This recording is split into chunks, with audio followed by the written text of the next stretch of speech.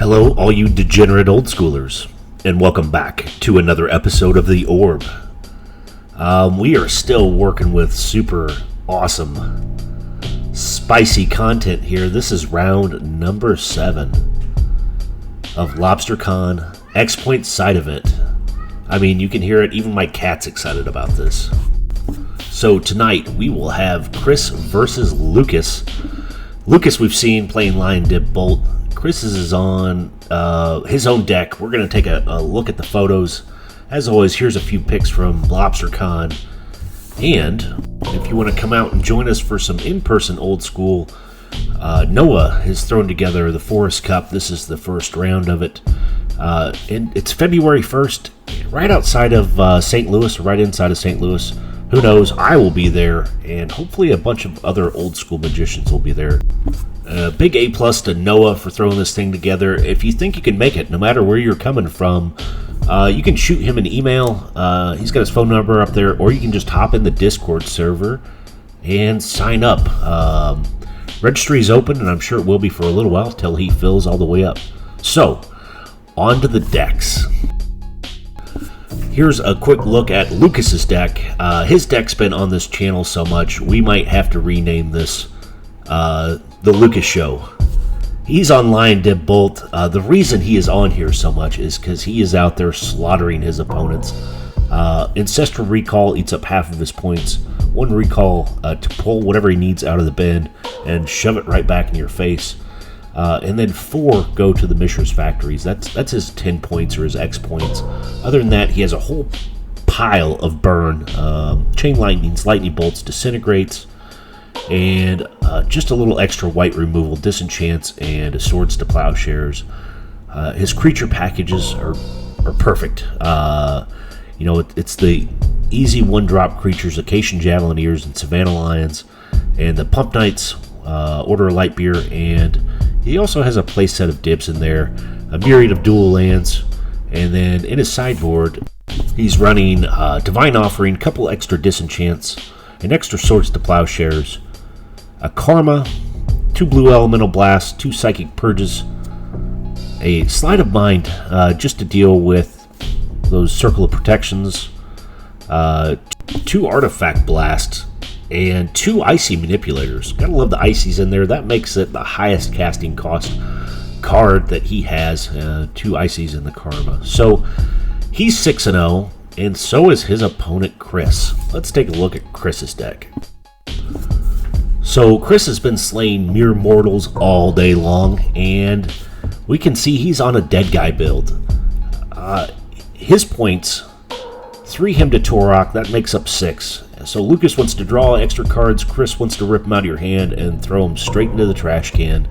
And his other 4 points also sit in Mishra's Factories. That makes up his 10 points. We can see he's got the white removal package, Swords and Disenchants, land removal with Sinkholes, hand removal with Hypnotic Specters. They also do good at life removal. A playset of Juzam Djinns. We have the Black Pump Knights in there. Order of the Ebon Hand, 1 Spirit Link, a couple Aleo Piles to move the creatures off the board, and a playset of Dark Rituals to ramp into whatever he needs to get this party going. A myriad of lands. We can see 1 Jalum Tome sitting in the bottom left, and 1 Chaos Orb sitting in the bottom right. And then his sideboard is full with COP Red, some Terrors for creature spot removal, Underworld Dreams, I like that for those big control decks that want to go long game. 3 Divine Offering, an extra Spirit Link, 2 more Aleo Piles, 2nd Drain Life, and 1 Magical Shivan Dragon. I feel like I've said enough dumb words, so let's move on to game number 1. And here we go with game number 1. So Chris won the 463L palette pushing competition and gets to play first. The bad news is he had to take 3 mulligans. So he's starting with 4 cards. Lucas took 1, starting with 6.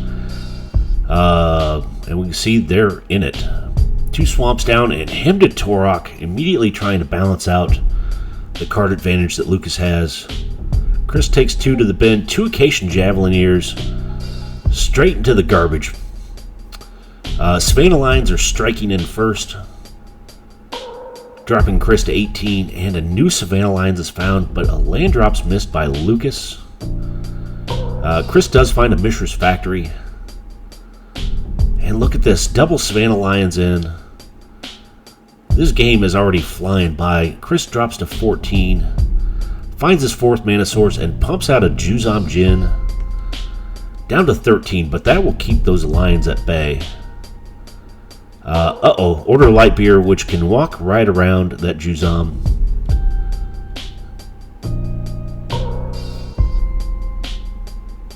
Chris dropping to 11, finds the Swords to Plowshares, gets rid of that Order Light Beer, and jams in for 5 with the Juzam.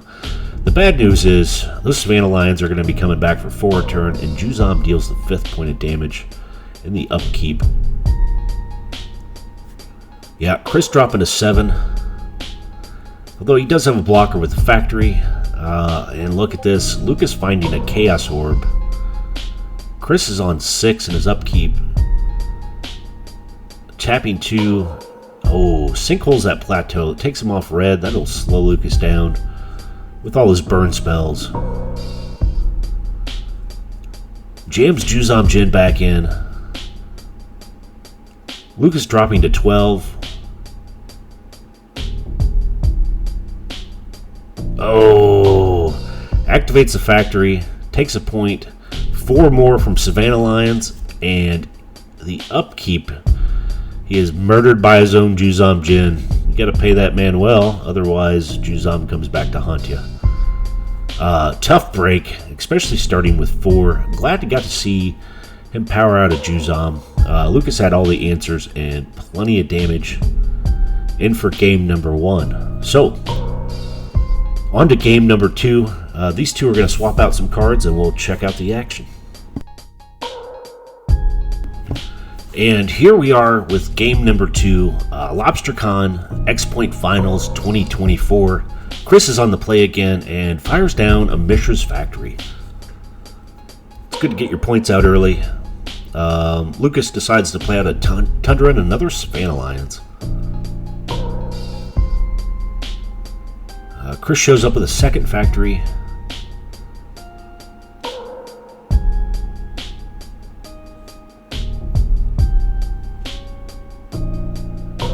Lucas tapping 2, drops an Order of Light Beer out.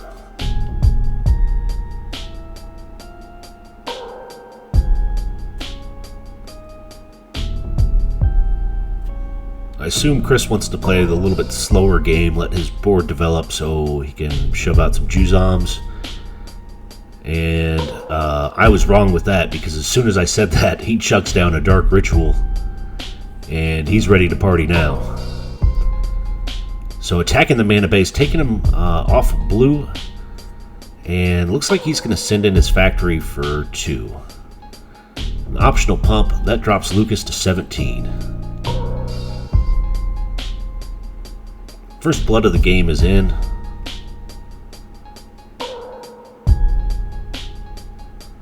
Oh, Lucas fires at a Strip Mine. Eats up the swamp. This is now an industrial waste site. And cracks back in for 4. Chris is able to come back for 2, but he missed another black source. This is tough. And Lucas is finding a Mishra's Factory of his own.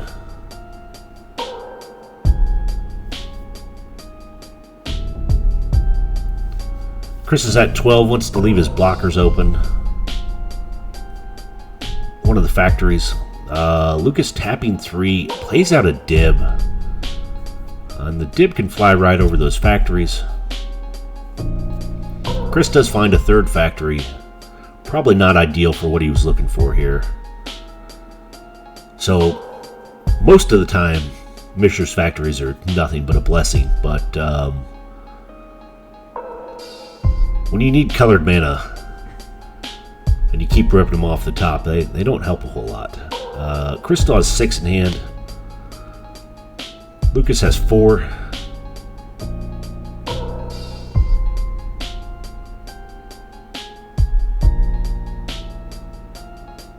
So the Dib is draining a little bit of Lucas's life. But he finds another one. Wow. So Lucas drops to 14. Chris is at 9. This is not looking good, unfortunately, for Chris.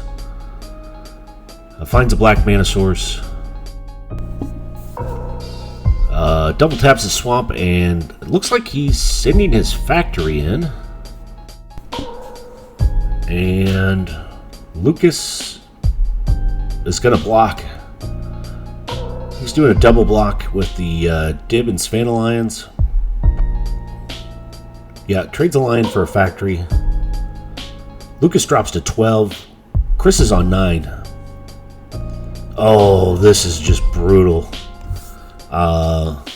Again, Lucas can come in for lethal, then has a whole fistful of direct damage to end this game. So some unlucky draws happened with Chris, which is tough, but both of these guys did a fantastic job. Lucas wins it all at 7-0. Chris finishes at 6-1. In case anyone wants to know, I finished 11th out of 79. So big congratulations to the top 4, and an even bigger congratulations to Lucas for winning this out. He gave an awesome speech afterwards. Super thankful guy, and awesome old school magician. So way to pull it down, and way to be king of the degenerates for a day. As always, thanks for watching The Orb.